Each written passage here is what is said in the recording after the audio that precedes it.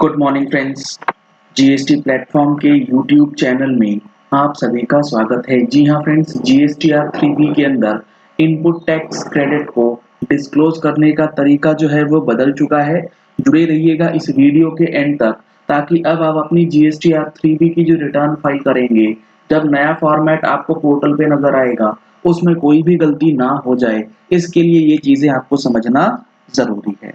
यहाँ पर आप देख पा रहे हैं सर्कुलर भी इशू किया गया है, जिसमें ये आप लोगों को बता दिया गया है कि जीएसटीआर 3B के अंदर जो आप लोग इनपुट टैक्स क्रेडिट या हम लोग इनपुट टैक्स क्रेडिट डिक्लेयर करते हैं और उसके बाद रिवर्स करते हैं, उसमें क्या बदलाव किए गए। यहाँ पर आप देख पा रहे हैं जीएसटीआर 3B का जो इनपुट टैक्स क्रेडिट का कॉलम है, उसमें दो पार्ट दिए गए हैं। सबसे पहला पार्ट है एलिजिबल आईटीसी, जिसके अंदर है point number A and point number B.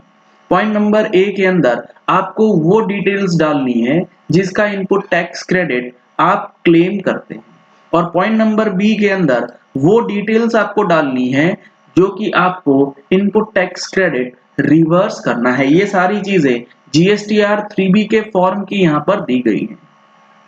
Point number C जो है वो बात करता है कि नेट आईटीसी अवेलेबल क्या रहेगा, यानी कि पॉइंट ए में जो आपने इनपुट टैक्स क्रेडिट क्लेम किया है, पॉइंट बी में जो इनपुट टैक्स क्रेडिट आपने रिवर्स किया है, दोनों का नेट इफेक्ट पॉइंट सी में आपको दिखता है। और पॉइंट डी बात करता है इन एलिजिबल आईटीसी की। ये है पुराना फॉर्मेट। अब जो यहाँ पर हेडिंग्स हैं, नए फॉर्मेट में ये सारी चीजें बदल दी गई हैं। सबसे पहले पॉइंट नंबर डी की अगर बात करें तो यहां डाला गया है इन एलिजिबल आईटीसी, जहां दो पार्ट आपको दिए जाते थे।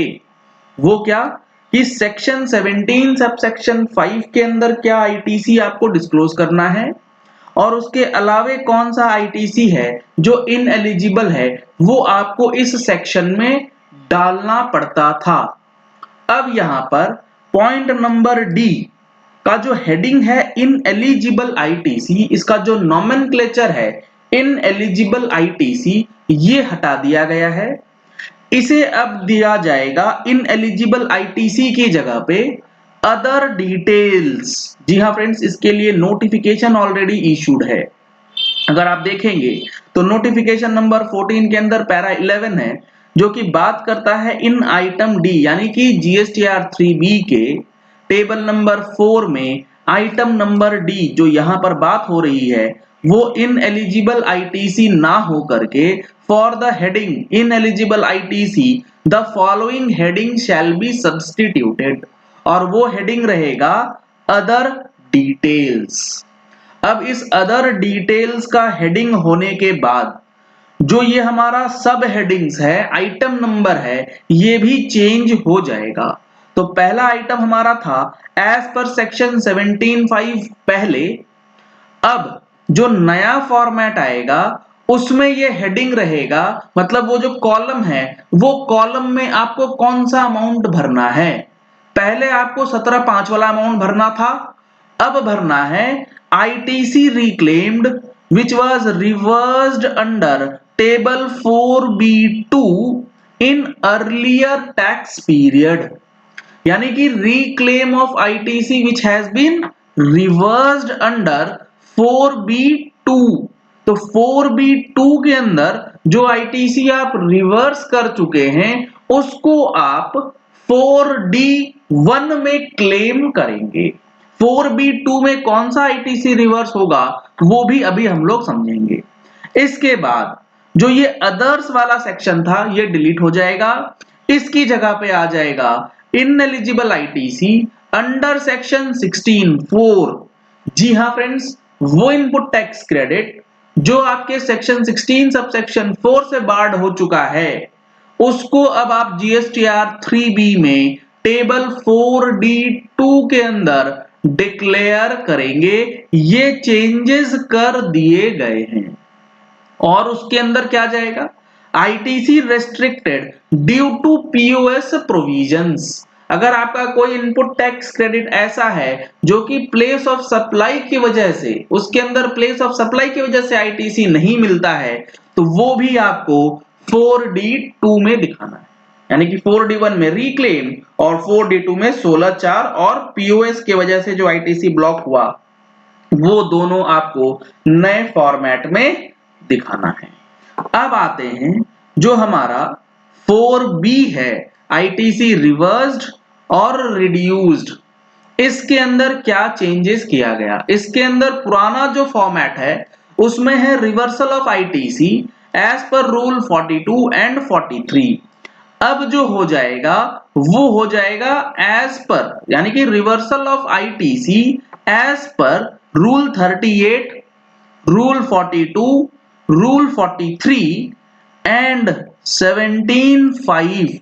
जी हाँ फ्रेंड्स, जो पहले 4D1 का पार्ट था वो अब 4B1 का पार्ट हो जाएगा, यानी कि इनएलिजिबल आईटीसी 17(5) का जो है वो अब आपको रिवर्सल ऑफ आईटीसी के अंदर ही दिखाना पड़ेगा, क्योंकि इसका नॉमेनक्लेचर जो है वो अब बदल दिया गया है। ये जितने भी चेंजेस जीएसटीआर 3B के अंदर किए गए हैं आपको आने वाली टैक्स मैगजीन में भी देखने को मिलने वाला है। अगर आप लोगों ने अभी तक टैक्स मैगजीन का सब्सक्रिप्शन नहीं लिया है तो दिए गए नंबर्स पे कॉल करके व्हाट्सएप करके आप टैक्स मैगजीन का सब्सक्रिप्शन ले सकते हैं, जिसमें आपको monthly GST and income tax की अपडेट्स प्रोवाइड किए जाते हैं। अब यहां आप देखेंगे अगर तो reversal of ITC as per rule 42, 43 and 17(5) को यहां पर इंक्लूड क्यों किया गया, क्योंकि बहुत ज्यादा कंफ्यूजन रहती थी कि 17(5) वाले आईटीसी को कैसे डिस्क्लोज करना है, क्योंकि 17(5) वाला आईटीसी आपका ऑल अदर आईटीसी में तो इंक्लूड हो ही जाता था ऑटोमेटिक पॉपुलेशन की वजह से, तो वहां से आपको डिलीट करना पड़ता था और सेपरेटली 4D1 में दिखाना था पहले। अब जो अमाउंट यहाँ ऑटो पॉपुलेट होगा उसमें से आप reversal of ITC under section 17(5) जो है वो यहाँ पर कर सकते हैं। इसके अलावे जो 4B2 है यानी कि अदर रिवर्सल्स है, इस अदर रिवर्सल के अंदर वो अमाउंट आप इंक्लूड करेंगे जिसको आप अगले साल या अगले महीने फिर से रिक्लेम करना भी चाहते हैं। जैसे मान लेते हैं कि आपने कोई माल खरीदा, उस माल का इनवॉइस ऑलरेडी आपके सप्लायर ने अपलोड कर दिया है अपनी जीएसटीआर 1 के अंदर। जैसे ही वो जीएसटीआर 1 में अपलोड करेगा आपके ऑल अदर आईटीसी में वो रिफ्लेक्ट हो जाएगा, लेकिन सेक्शन 16 के कंडीशंस के मुताबिक आप इनपुट टैक्स क्रेडिट लेने के लिए एलिजिबल तब होंगे जब आपने एक्चुअली गुड्स रिसीव किया है। यानी कि मान लेते हैं अप्रैल 22 में कोई माल सप्लाई किया गया आपके नाम पे, इनवॉइस अपलोड हो गया, माल आपको रिसीव हुआ है मई 2022 में, तो अप्रैल 22 में जो आपका input tax credit all other ITC में ऑटो पॉपुलेट हो रहा है, गुड्स नहीं रिसीव होने की वजह से उसका आईटीसी आप नहीं ले सकते, उसको रिवर्स आप करेंगे पॉइंट नंबर 4B2 के अंदर, और जब मई में एक्चुअली वो रिसीव हो जाएगा तो उस इनपुट टैक्स क्रेडिट को रिक्लेम करने के लिए आपको 4D यानी कि अदर डिटेल्स का जो पहला पॉइंट है 4D1, क्योंकि यहां इसीलिए लिखा गया है ITC reclaimed which was reversed under 4B2, तो 4B2 के अंदर ऐसा इनपुट टैक्स क्रेडिट रिवर्स हुआ था, बाद में रिसीव हुआ है, तो आप 4D1 में उसे क्लेम कर सकते हैं। इसी तरीके से आपने 180 दिन से ऊपर का पेमेंट ड्यू रखा है तो आपको 180 दिन पे यहां पर रिवर्स करना है, और जब पेमेंट कर देंगे तो आप 4D1 में उसे रिक्लेम कर सकते हैं।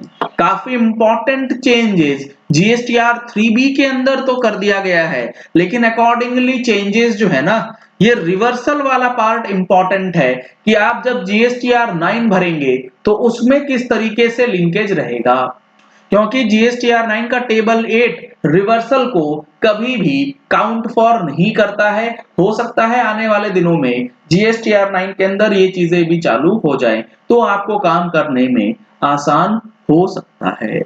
चलिए इस वीडियो को यही एंड करते हैं। आशा करते हैं कि आपको जीएसटीआर 3B के अंदर हुए इस नए चेंजेस के बारे में पूरी जानकारी समझ आ गई होगी, और अगर अभी भी कोई कंफ्यूजन है तो आप हमारे साथ जुड़ सकते हैं, हमारी मैगजीन ले सकते हैं जिसमें आपको अपडेट्स मिलते हैं। आप हमारे चैनल को सब्सक्राइब कर सकते हैं जिसमें लाइव सेशन में आपकी क्वेरीज का जवाब भी हम लोग देने का प्रयास करेंगे। Thank you and have a nice day.